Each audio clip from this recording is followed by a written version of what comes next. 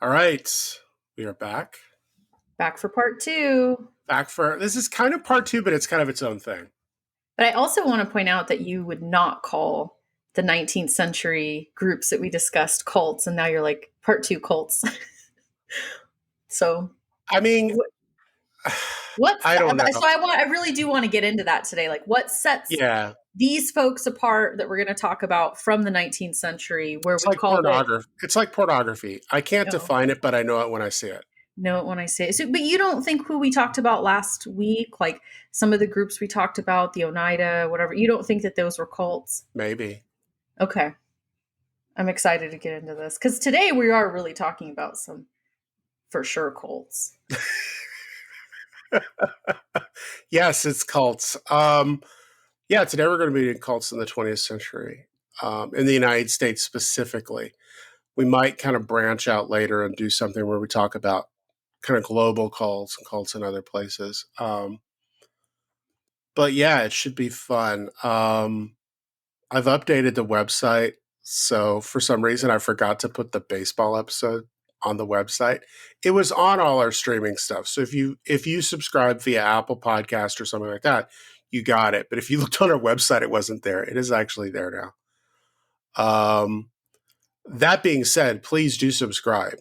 If you listen to our podcast on a platform like Apple Podcast or Spotify, please subscribe. Also, go to our website, leave comments. We are actually going to really be using our listeners' comments a lot more for what content we do. And a listener wants us to talk about the Know Nothings. It's a party in the 19th century in the United States. So next week, our episode is going to be on kind of lesser known political parties in the late 18th and 19th century in the United States. It should be really interesting. And definitely we can set up for a part 2 of that when we talk about the same thing in the 20th century. But it should be fun. Yeah. All right. We ready to get started? Let's do it. Welcome to An Incomplete History. I'm Hillary. And I'm Jeff. And we're your hosts for this weekly history podcast.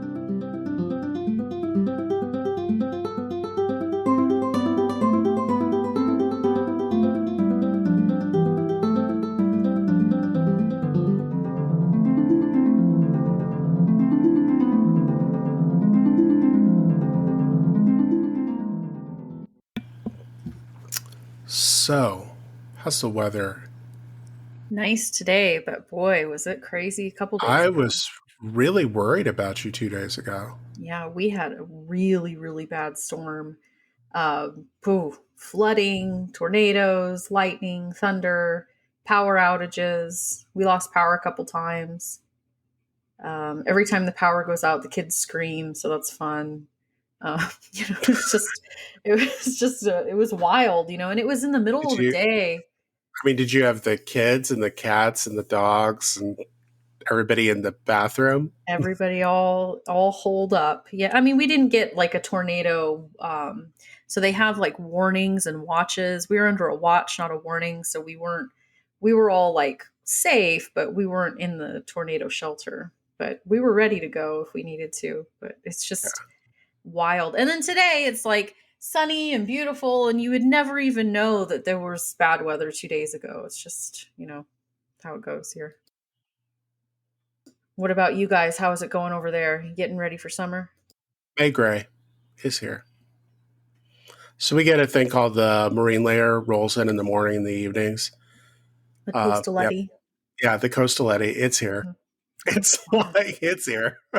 We get some sunshine from about 11 a.m. in the morning till early afternoonish before the clouds come back in. They're already gone. It's already getting cloudy again. It's a little before 2 p.m. So, well, it's right on time because here we call are it in May early Gray May and June gloom. Right.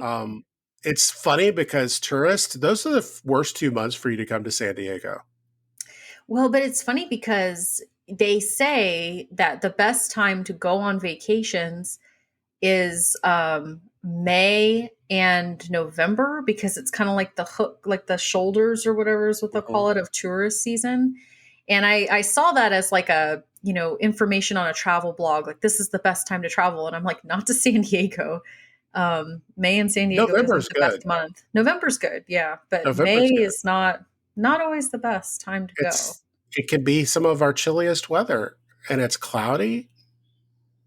Yeah. Yeah.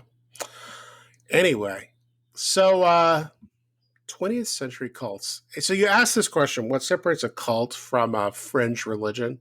Or from a utopian From a community, which to utopian me community.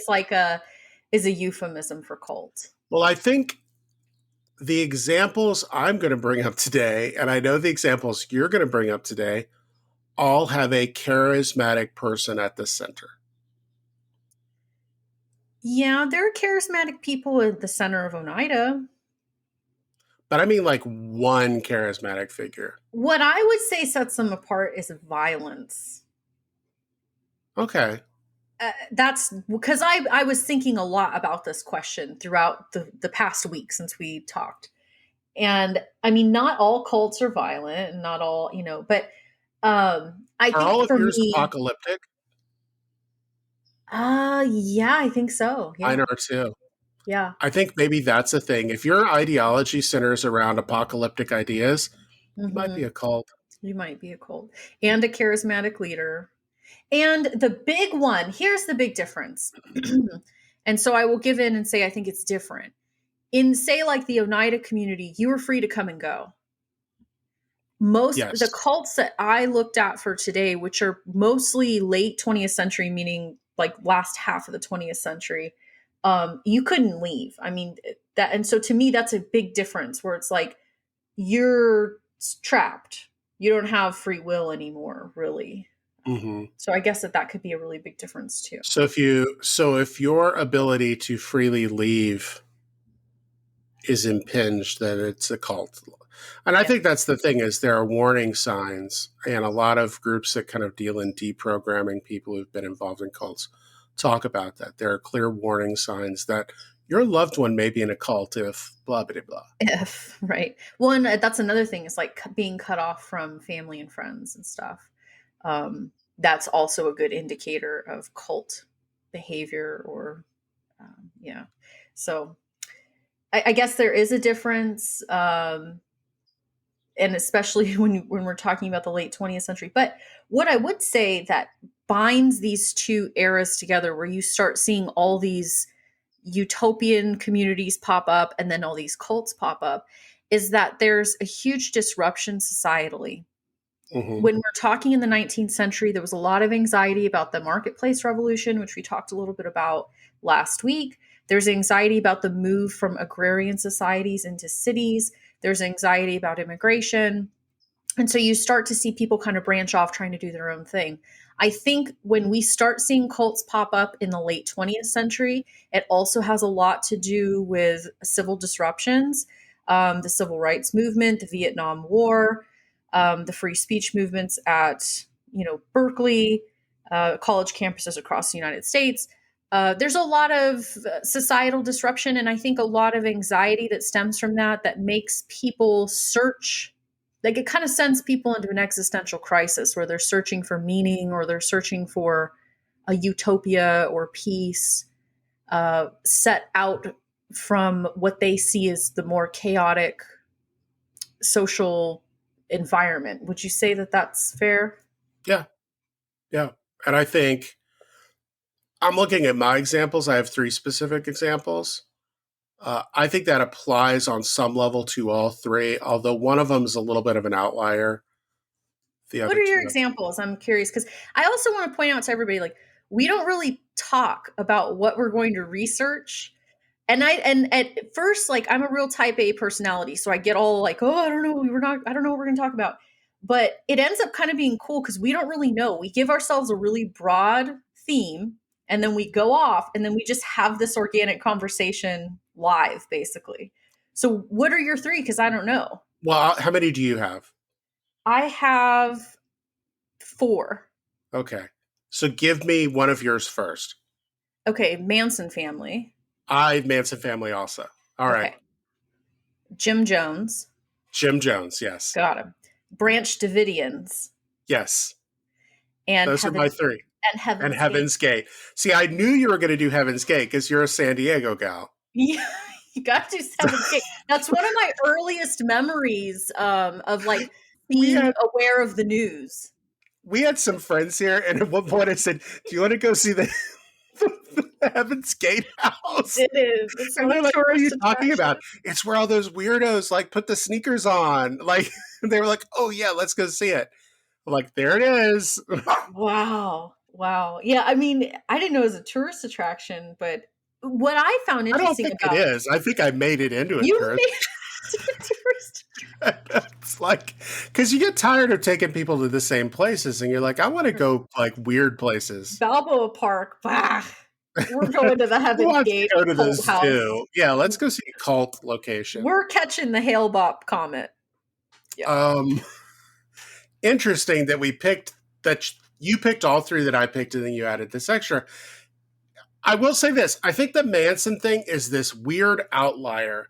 It's like the thing that doesn't quite belong with the other three. Well, and I would almost argue that it's a cult, but it's something different. else. It's something It's else because something it's else. smaller and there isn't a larger purpose really. I mean, I don't know. I read Helter Skelter years ago and then I, kind of revisited it for today's episode. And every time I read about it, I'm so confused. Like it doesn't ever make any sense to me. But it does. I mean, it is cult, right? Because it's like charismatic leader who also he thinks he's Jesus. Charlie Manson thinks he's Jesus. What I want to know is why is he arrested and spending his life in prison? Well, let's start with the Mansons. Let's start with the Mansons. Let's start with the Mansons. I mean, this is a troubled youth. He's just gotten out of prison. First of all, he is definitionally a bastard, meaning legally, his mother and father were not married. And in fact, his mother has to sue for paternity. I love that this is pertinent, but it is. It is. I think it caused him a bit of a troubled youth, like you said. I think he has this really messed up family life as a child. Mm-hmm. And the group he assembles later becomes known as the family. And I think part of that is him trying to construct the family life he wanted. Well, one thing that I notice about all these cult leaders, though, is the sexual component of it. They all want to have, this sexual dominance or access to all of the people within their cult, all the followers.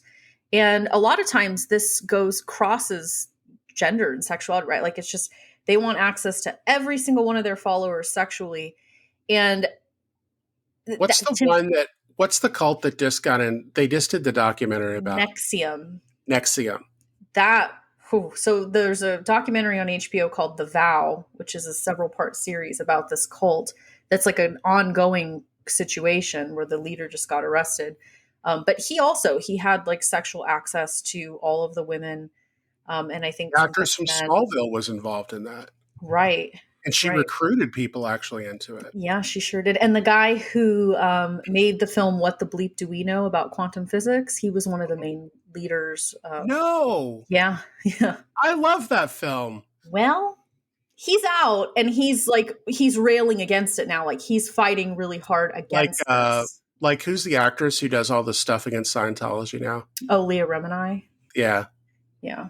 It's kind of like that. That's another cult. Oh, see, we didn't even go there. But the Manson family, sorry, what? We're going to be all over the place today, I think, because this is just so exciting and interesting.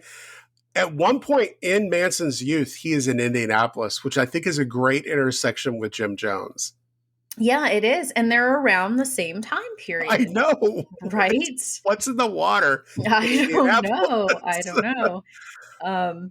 But so he has a troubled youth, like you said, Charlie Manson. He ends up going to prison. He gets out of prison. When he's 9 years old, he says he sets his school on fire. Yeah, and Jim Jones, when he was a little kid, killed animals. So there's also a crossover there. But serial killers do this kind of stuff too. So it's like Jeffrey there's Dahmer. right. There's a definite overlap in, and I'm not a psychologist, obviously, but like there's something going on there where we need some mental help for what's, like there's signs, there's warning signs. If your kids are killing animals, you may want to institutionalize them. We have bad news and worse news for you. Your child's either going to be a serial killer or a cult leader. I think I'd prefer that my child to be the cult leader because at least, leadership, right? But the But cult leader ends up being a killer usually. it's true. That's true. So Yeah, the but he warning has this, signs were there. well, and he didn't go to school. He was involved in theft and all this stuff. But he gets sent to a boys' school. It's for male delinquents, and it's run by Catholics, priests. You kind of wonder what would have happened there.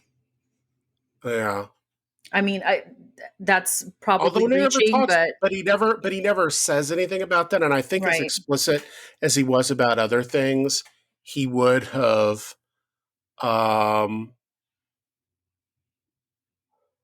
said something. Although later in his life, when he's in Petersburg, Virginia, a federal reformatory, 3 of the offenses he has are classified as homosexual acts. Right. I mean, I think that he is much like Jim Jones is bisexual, although Jim Jones says he was the most heterosexual person you could ever meet. And that's like a quote from him, which we can get into. But so there's, and I don't know, I don't want to necessarily label it like negatively, but there, perhaps a sexual deviance here, more inclinations toward violent acts, kind of just living outside the lines in terms of. Well, I think that's the key. I think it's not necessarily that he is or is not having homosexual sex. I think it's how is that framed? And he always seems to be like aggressive in these things. To the point where with women, it gets classified as rape. Mm-hmm. And Yeah. I wonder if what he did in the school back in the mid 50s happened now, if what he did then would have been classified as rape now. I think most things men did in the 1950s might be classified now. No, you're right. And so you have these early indicators of his behavior. He's living outside of the lines. He's, kind of performing all these deviant acts. He gets out of prison and he goes where? To Berkeley. Mm-hmm. And it's so interesting to me. He gets released out of prison in 1967 and he finds himself in the absolute epicenter, I would say, of a cultural movement in the United States during this time. You've got the free speech movement going on, you've got civil rights, you've got women's rights, you've got Vietnam War protests, and so much of that unease is happening right in Berkeley. And so he meets a woman who is working at the library at Berkeley, right? And he moves in with her and kind of starts this little commune. Was it his wife? Did they get married? Well, yes. Mary Brunner. So 1967, this is his release date from the second time he was in prison. I mean, the interesting note is he had spent half of his life in prison or institutions. That is really interesting when you think about it in that way, right? He's very young at this point. 32 years old, and he spent over 16 years of his life in either formal prisons or kind of these institutionalized, yes. So most of the women he attracts most of the people he attracts are women, and they're young women. Although he is married. And she was not so fond of that initially. Right. He marries this woman, Mary Brunner, and he starts bringing in other women to live with them like a commune. And she's kind of not so happy about it at first, but eventually he kind of talks her into it. And within a couple of years, they already have over a dozen women living with them. So it's also him and 19 women. It's also important to note that he did not audition for the Monkees and get rejected. That is not the reason all this happens. that is like a rumor, right? I mean, he is a It's musician, so he learned he how is to a play steel musician. guitar in He's in prison. jail. He's in prison when the Right. audition was supposed to have happened. Right. So that's false rumor. But a lot of the people he attracts, particularly the men, have connections to Hollywood. Yet he ends up having a lot of really good connections to people. And again, that's an overlap with Jim Jones too. Jim Jones had huge connections. Mhm. And so he's charismatic, not just to bring women into his realm of, this communal, I guess, harem that he's created, but Well, he's the family, charismatic, the Manson family. the Manson family, but he's charismatic in getting people's attention who are like record producers and movie stars, directors, right? Like he has a lot of high end um, connections with the music world, etc. And I think that's really interesting because how did he do that? I mean, he must be very charismatic, or Well, must have so been. he's in the right place at the right time. So he ends up in San Francisco in 1967 in the Haight Ashbury. It's the summer of love. And he starts kind of preaching this idea that Satan and Jesus would come together at the end of the world to judge humanity. And he is very charismatic, evidently. And he's able to attract these people, and he teaches all of them um, that they are reincarnations of the original Christians. And he evidently never actually says it, but there's a strong implication that he's saying he's Jesus reincarnated. Well, he has said it almost many different times, right? I mean, Did he he kind of, actually say it though? well, he would present himself oftentimes as Christ-like, I think. I mean, so he started calling himself um like, my will is I am man's Well, son, right? well, Like he his would name like is take yeah, out his his name is Charles Willis Manson, and he would pronounce it Charles's will is man's son. right. He would like take it really like elongate it. So he was kind of saying he was the son of man or something. I mean, he definitely thought he was special. Do I think he thinks he was Jesus? I don't know, but I think he thinks he was very special. Um, and I don't think he would refute it because the family itself. I mean, I know that there have been people who've written biographies or autobiographies who were involved in this. And then even the prosecutor who wrote Helter Skelter, Vince Bugliosi, it says that the family was convinced that he was a manifestation of Christ. And that's why they followed him, because they did feel that he was divine. So he must have been telling them that, unless they just said it all themselves, right? Right. So then what happens? So they roam all around. In a He ends hippie up bus. in a In this hippie hippie bus. bus. Yeah, and he kind of like preaches to people, and he preaches about communal living, and he's like a musician and a philosopher, and he's kind of well connected, and he's got all these women following him, so he's almost like a bit of a celebrity of sorts.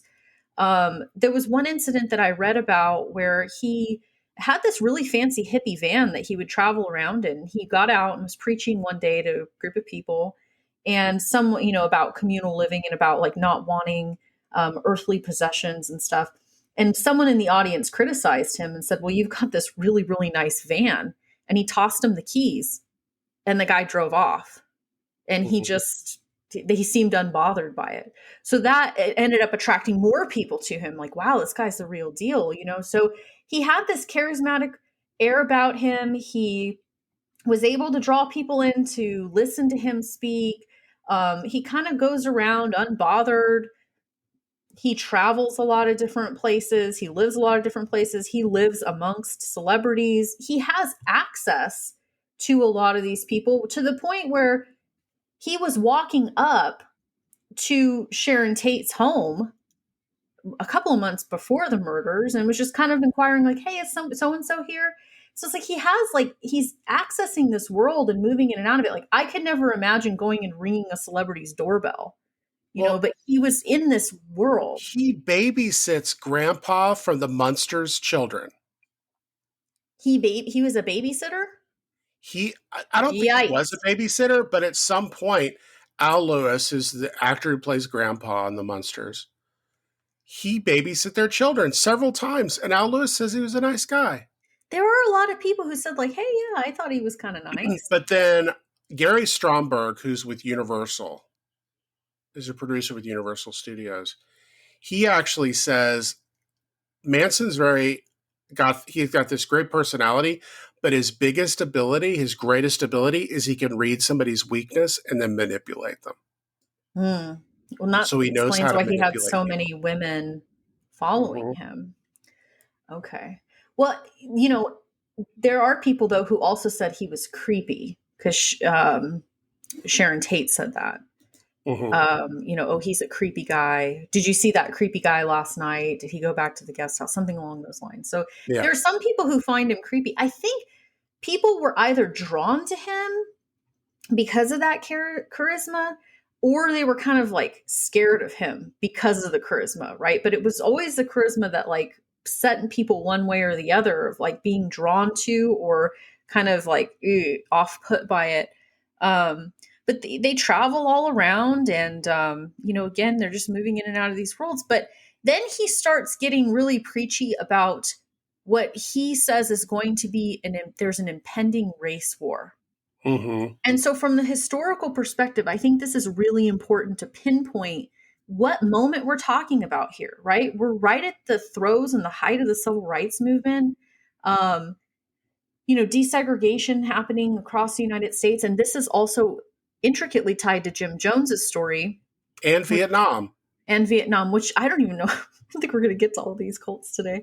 But the point is that like, it's coming at this really specific moment, right? Where there's a lot of tension.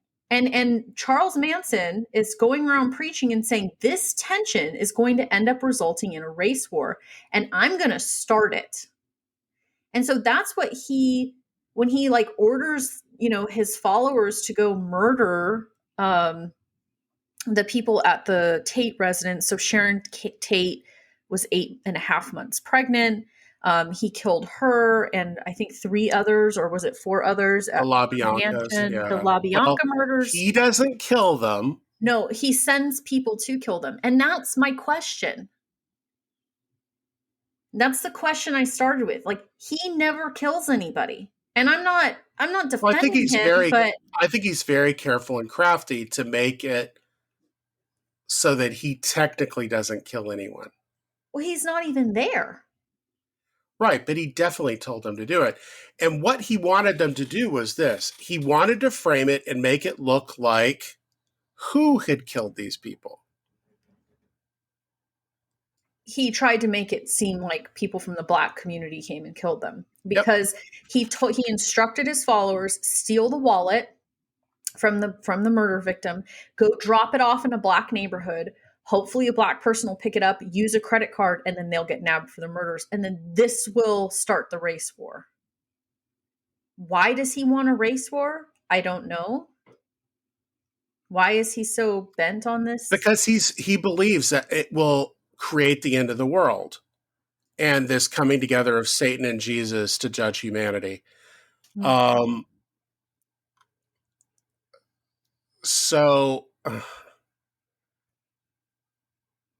Then he kills Gary Allen Hinman, the family kills Gary Allen Hinman, right. Music director at UCLA.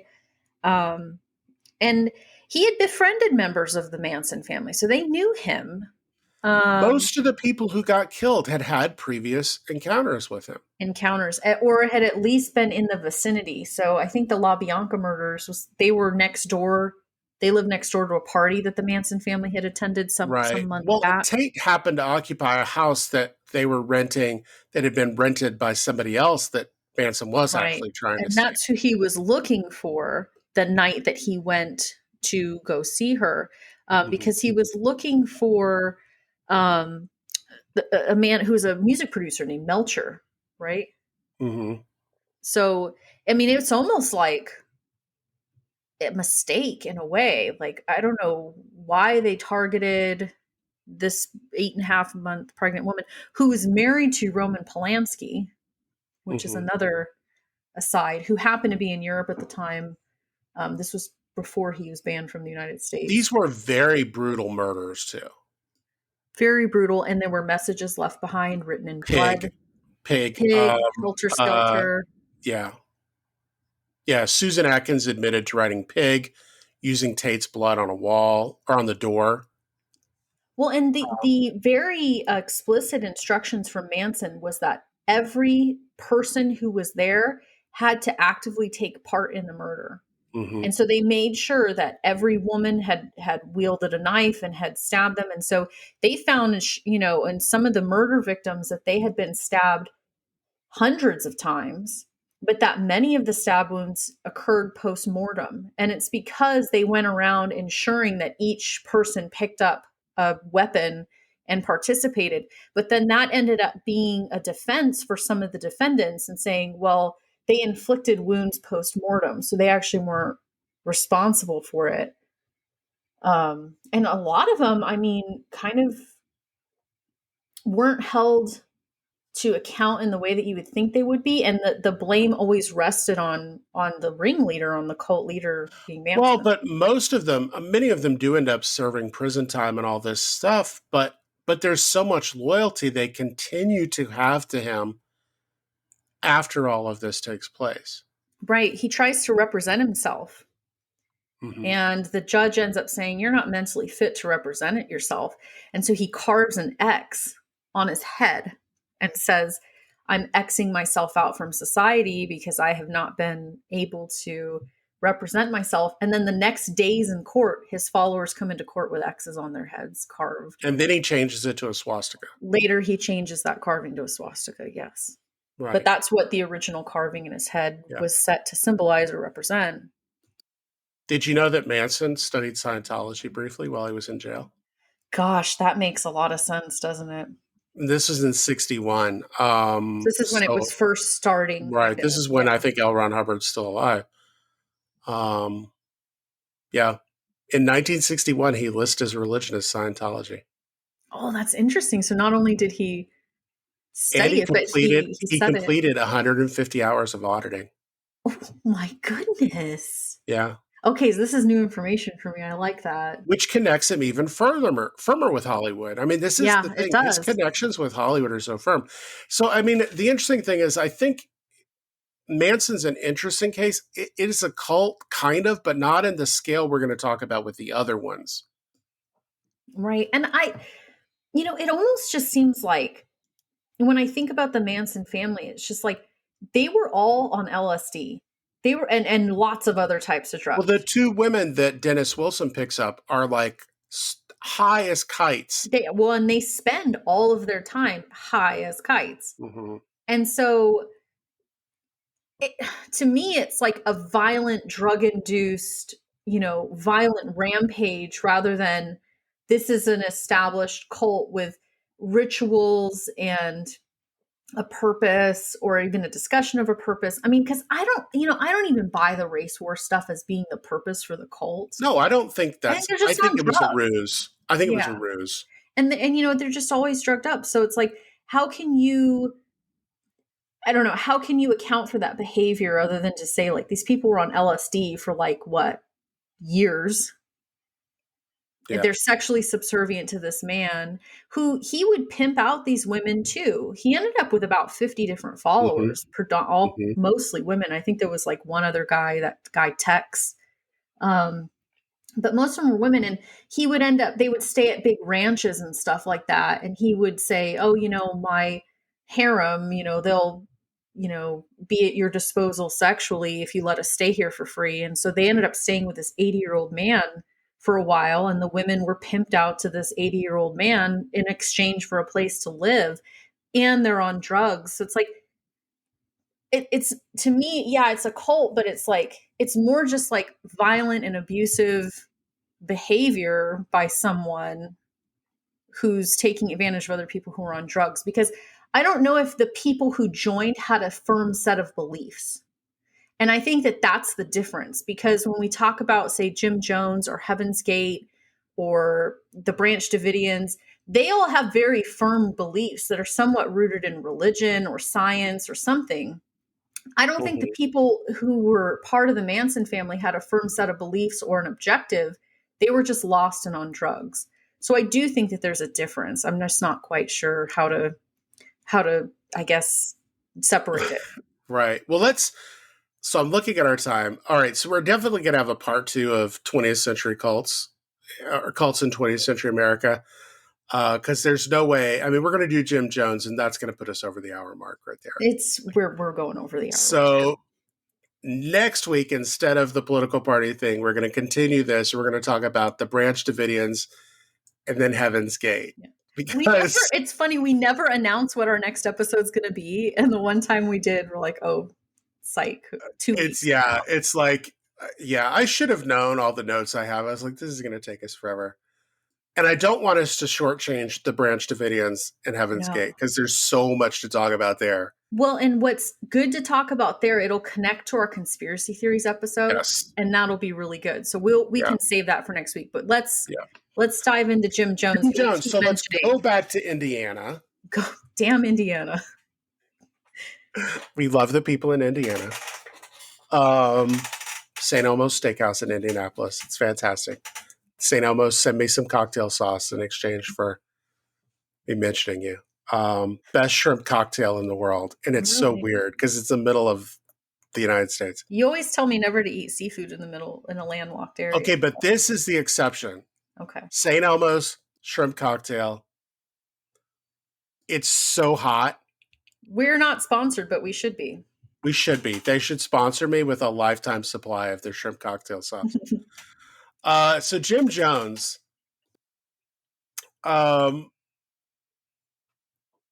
comes out of a kind of an interesting family, right? His dad is a veteran of World War I. His dad is a Klan member. Disabled. His dad is a Klansman. Yes. His mother is significantly younger than his father. His father, yeah. And what I find is really interesting is some of his family is very religious, evangelical, and then his mother is not at all. But he always grows up. He grows up with this like thirst for religious knowledge and truth. And he really early on shows an interest in exploring religion. And exploring communist leaders. Well, yes. I mean, here's the thing. Jim Jones, at least initially, before he goes to California, everything he does seems to be out of good. Like he actually wants to make the world a better place. That's what's so wild to me when you read about him. So he hated his father for being a Klansman and had a major falling out with his dad when his dad wouldn't allow a black friend over at the house. Mm-hmm. And he goes on to get married and adopt several children of different races and was one of the first white people to adopt a black child. He was, I think they were the first white couple to adopt a black child in Indiana. I think so, in Indiana, yeah. And so he was all about integration, and he worked really hard to kind of create more racial harmony, and fought ardently against his father's beliefs and the way that he had been raised. And he had been raised in abject poverty during the Great Depression. He lived in a shack. He didn't have plumbing. But he goes on to he is trying to do good. And the way that he goes about it, he says, well, I have to go through the church. Mm-hmm. Even though he's not religious. And later in his life, I mean, right before he kills himself, he says, I'm an atheist. But he thought that was the best way to penetrate a community. So 1956, he founds the People's Temple in Indianapolis. Which was in the Methodist church, right? Well, he was in the Methodist, and then he spun off and made this own church. And a few years later, the temple joins the Disciples of Christ. And Jones is formally ordained in 1964 into the Disciples of Christ. But the People's Temple, some of the things he does, he travels to Harlem and visits this guy, George Baker, who's known as Father Divine. Mm-hmm. And Father Divine has this church called the Universal Peace Mission Movement that he started after World War I. And Divine was very influenced by Marcus Garvey's idea about economic empowerment in the Black community. But the way he kind of does it is everything's communally owned. Like there's no private property. It's all communally owned. Everything's supposed to be for the good of the community. Now, Father Divine goes a step further and says he's God. And that's going to reappear in Jim Jones eventually. But Jones takes those lessons back, and his church becomes this real source of desegregation in Indianapolis. And his congregation ends up becoming predominantly Black Americans, something like 60%. But he makes a lot of enemies in Indianapolis. Yes, who are not interested in any form of immigration. And they really attack him. Mm-hmm. Eventually, Jones kind of grows disillusioned with this, and he also seems to be paranoid about the Cold War and nuclear annihilation. Well, and he's also a communist. He's a communist, and yes. He's really upset about McCarthyism and all this happening in the 1950s, and he's trying to find a way to be a communist in an integrated society. And he's like, I can't live in the United States. So he goes to Brazil.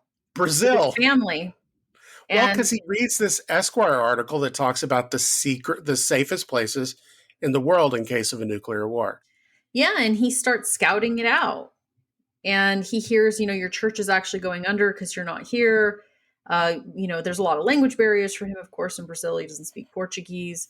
And so he ends up going back to save his church, but it's like, we've got to get out of Indianapolis. We've got to leave here. Mm-hmm.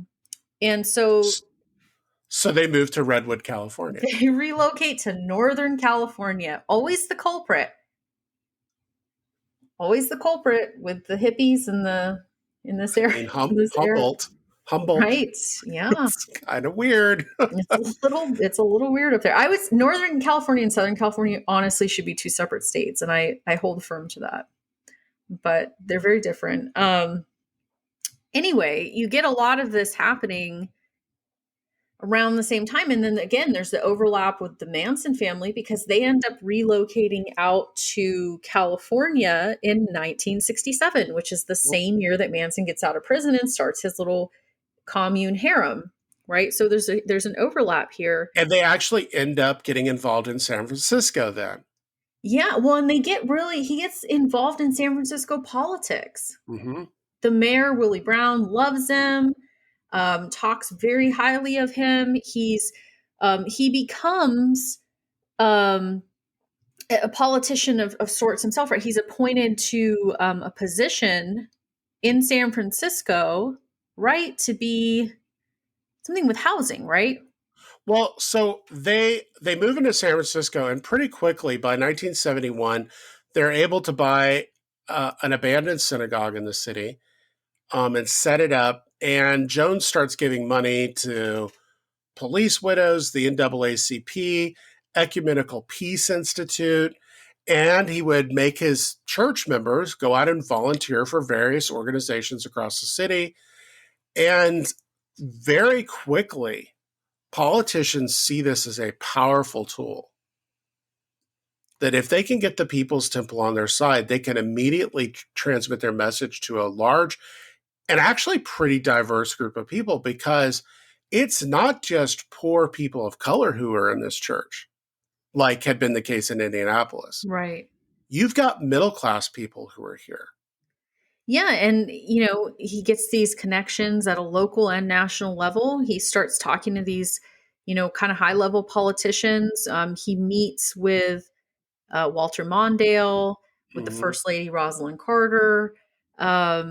And he corresponds with these people often. And so he's bringing, He ends up Well, getting a huge following of people into his right. church. So 76, this rally he engineers for Rosalind Carter, half the crowd at the rally, and this is when Jimmy Carter's running for president, half the people in the crowd are from the People's Temple. Right. Half of the crowd members.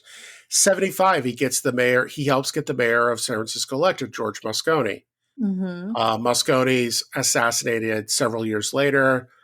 Also good friends with Harvey Milk. Are also good friends with Harvey Milk. Mm-hmm. And actually, Jones starts to make a lot of contacts within San Francisco's kind of emerging gay community.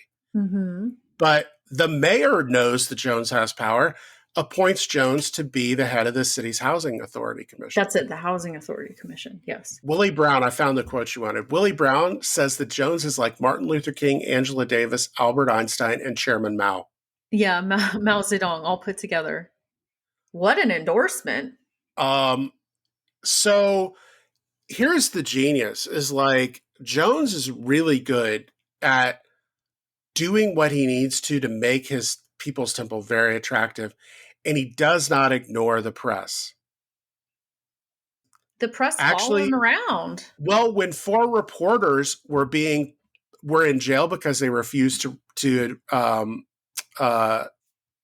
disclose their sources for stories, mm-hmm. Jones has the People's Temple members go out and protest it. Right. So and again, he's got thousands of followers at this point at his disposal. Well, here's the thing, and now we go back after the Jonestown massacre. We go back, and they look and they say editors and publishers at these newspapers were so enamored by Jones and what he did for them, specifically with the reporters, but more generally with the city, that they would quash stories that were already starting to raise issues about what's really going on in the People's Temple. Because there were some issues that have started coming up, right? Some issues of drug abuse, sexual abuse, physical abuse, and they would squash the stories because they loved him. I mean, they were almost as much under his spell, that charismatic, cult leader spell that he obviously had, as a lot of his followers. But the press attention became too much for him. So I guess, he was on drugs, right? I mean, he was on like barbiturates and stuff. Mm-hmm. When do you think he went from, I'm someone who wants to help the community and make the world a better place, to I'm a crazy cult leader and I want everyone dead? Because I don't know. To me, it doesn't make sense. I don't know. And I don't know if there's a clean moment where that happens. I know that once he realizes he can use the People's Temple to basically get politicians to do almost anything he wants, mm-hmm. that's a level of power. But here's the thing. We know then he starts at meetings doing things like reading people's minds, healing cancer, predicting the future. I think this is the moment he's gone off the deep end, right? Where he kind of gets this idea that he is Christ-like or something, mm-hmm. or is divine. And it's the drugs, it's the attention, but it's also the paranoia. He's also very paranoid at this point and starts saying he needs to move out of the United States and starts mm-hmm. establishing very slowly this community, which became known as Jonestown. And they end up relocating there. Well, so there's this article that gets published in August 1977 in New West magazine. So you have a couple of reporters with the San Francisco Chronicle, one of the papers that had kind of quashed publishing critical stories about the People's Temple. Marshall Kilduff and Phil Tracy had created this story, and they had talked to people who had left the People's Temple, and they were it was an expose on the People's Temple. San Francisco Chronicle wouldn't publish it, but New West magazine does, and it is explosive. And suddenly state legislators are like, oh no, we have to distance ourselves. What is this? Not everybody, though. Willie Brown doesn't. Well, Willie Brown doesn't, but virtually everyone else is like, oh, no. We can't do this. We've got to get away from this. So They make the decision to move to Jonestown, Guyana. which is Guyana is a country down in South America. This is a continuation of that whole thing about this will be a safe place to survive It borders Venezuela, right? the They nuclear think, war. Right? yeah, this is sort of a safe place to wait out the nuclear war.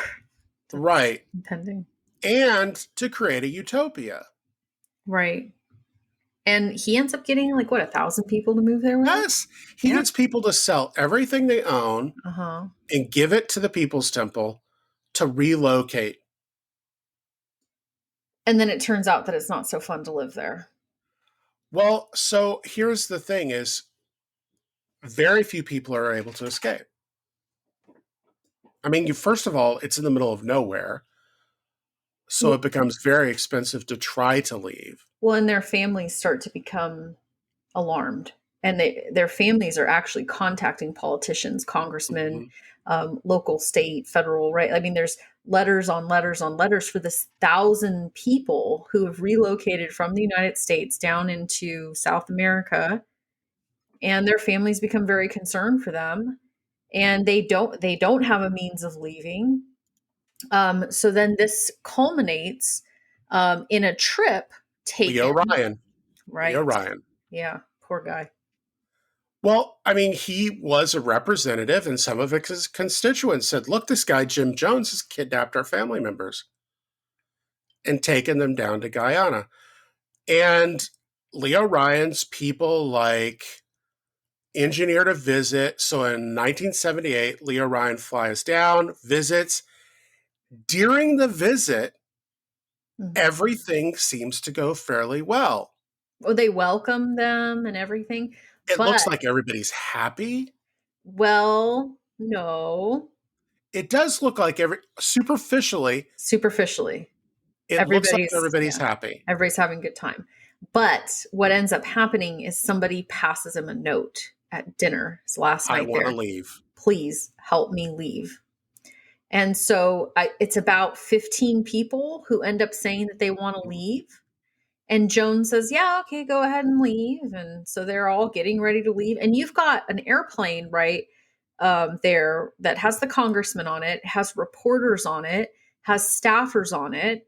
It's a whole crew of people. It's not just Leo Ryan. And then you've got the dozen or so individuals who have said, I want to get out of here. Please help me.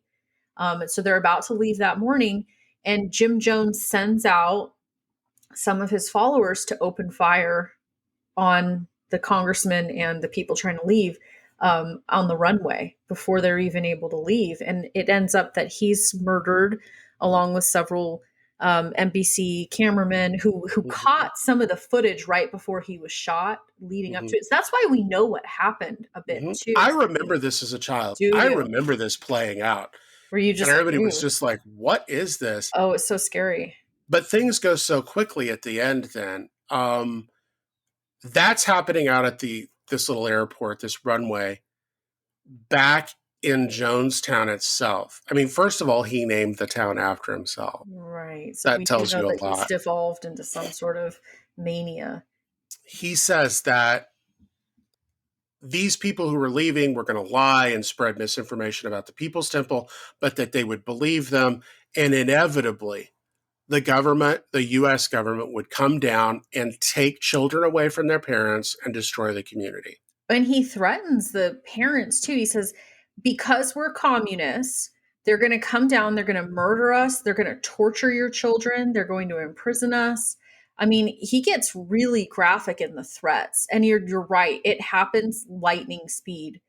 And so he basically tells everybody, we all have to kill ourselves right now. And he says, oh, we're not killing ourselves. We're committing revolutionary suicide is what he calls it. In order to, he's arguing that the group should commit this revolutionary suicide as a message about, their beliefs or why they're doing what they're doing. And that he kept saying, don't be afraid. It's just one step, into a new dimension, into a new world. And you've got over 300 children there who the parents feed their children this laced grape flavored drink, which is Flavor Aid, not Kool-Aid, Well, so for the record. and later investigations realized those barrels of cyanide had been brought into the compound much earlier. Yeah, so he had gotten a license to be a jeweler. And so he had been ordering cyanide for a very long time, like lots of barrels of it, because when you're a jeweler, you use cyanide to clean gold. And so he had said, "Oh, I'm a jeweler. I need this cyanide for this reason." But he had obviously been planning, Mm-hmm. and maybe not just to be prepared. No, I think he was prepared. planning. I You think he think was from the planning to start kill he was planning to kill I everybody? think once he goes to Jonestown, probably. Oh gosh, I thought he had it like, well, in case of emergency. I mean, maybe, right? Yeah, I mean, either He way, he ends admired. up killing 1,000 people. Well, yeah. So more than 900 people, including children, either voluntarily or forcibly take this cyanide laced Kool-Aid. It's not Kool-Aid. You're giving So Kool-Aid a bad name. I know, Kool-Aid but got very upset about this. when people say don't drink the Kool-Aid, this That's is what they what they're mean. referring to. This is a Yes, reference don't to pay Jonestown. attention. Yeah. But it was not technically Kool-Aid. Here's the thing that really just steams me. He doesn't drink the Kool-Aid. No. He shoots himself. Yeah. What an ass. Like, you couldn't have drank the Kool-Aid too? Like Hitler. I mean, it's terrible, isn't it? Like, and the death that so a lot of this is on film, right? I mean, there's footage of this that these kids. We get the following week, we get this aerial footage of hundreds of bloated, because this is the tropical jungle. Yeah. Oh. Bloated bodies. A lot of times it'll be a parent with their arms over their children. Yes, and he encouraged families to like lay together and hold hands, but it's a violent death that happens. It's not a pleasant go to sleep and don't wake up. I mean, you get very, very sick. So there's people. He was watching this happen to the 909 people who were drinking this cyanide laced, fruit drink. And he watched how violent the death was, and so he shoots himself instead of, doing what he had. He's a coward. Yeah. Oh God, it was so disgusting. At the end of the day. And he even killed his wife and a lot of his kids. There were a few of his kids who happened to be out of town that day because they were playing like soccer or something in a neighboring town. And they came back to just this massacre. And they had to go seek refuge, with other family members who had escaped the cult earlier, other children who had escaped, because one of their daughters was estranged from them. And they had said they had a lot of money, and then in their will they said, this needs to be donated to the Communist parties, and not a penny is to go to our traitor daughter. Mm-hmm. So they had a fraught relationship with some of their children, but then the others who happened to just, I guess, miraculously escape this mass murder, they went and sought refuge with this other daughter who still, I believe, lived in San Francisco. But, speaking to just a larger situation here, I mean, he was he apocalyptic? Because we had talked about that earlier. I mean, the line between utopian and apocalyptic is pretty narrow. Because he wanted to go there because he thought there was going to be a nuclear war. And he thought that would be a safe place to be. And that he'd be part of the group that helps found a new society that's based on integration and all of these things with him at the head. Right. Now, one thing I do want to mention, and again, there's the overlap with all these cult leaders. It's always something sexual. He had many mistresses and had fathered children from other women. And he would, just kind of have sex at his leisure with many different members of the group. And he would also have sex with men. And he is quoted as saying, "I hate having sex with men. I hate having to do it, but I have to do it in order to make the men closer to me. And so I can impart my wisdom onto them. I don't want to do it, but I have to." This is the thing. That? Well, I mean, this is the thing. I think he uses sex as a way to control people. And I think every new woman who came to the compound had to be sexually available to Jim Jones. Mm. That was part of kind of the agreement. And see, these are what these cult leaders do. I mean, most of the time, it's not women who are in charge of the cults. Right. Although Heaven's Gate, there's some interesting stuff there, which we'll Yes. get into. Well, and Branch Davidians. And Branch Davidians. But most of the time, it's like men are at the helm. They want free, unfettered sexual access to all of their members. And it ends up being just an abusive situation, sexually, emotionally, physically. That's what ends up happening. Now, here's the thing, though. There is a modicum of justice, not very much, but Larry Layton at Jonestown. So he had been hiding on one of the planes, and he was a loyalist to Jim Jones, and he actually emerges with a gun and begins shooting those reporters and Representative Ryan as well. Larry Layton is the only person who is tried, convicted, and sentenced in connection with Jonestown. And he's actually sentenced to life in prison. Small amount of justice, you're right. Small amount of justice, but I think if you really want to read something interesting, you can go to the FBI.gov. You can actually, via Freedom of Information Act, read their complete file on Jonestown. Oh. And it's very exciting. Interesting. Yeah. A lot of interesting details there. There's also a great American Experience a little over 10 years ago, had a really great episode they did on Jonestown. So if you're interested in learning a little bit more, but it's like, here's the thing is I think it's the Manson family represents maybe the worst elements of the Summer of Love taken to their extreme, which is delusions brought about by drug use and all of this stuff. Jonestown represents taking this idea of utopia and creating a better world by any means necessary, and Jim Jones is an advocate of this by any means necessary, taking it to kind of a ridiculous end. And they're both so California.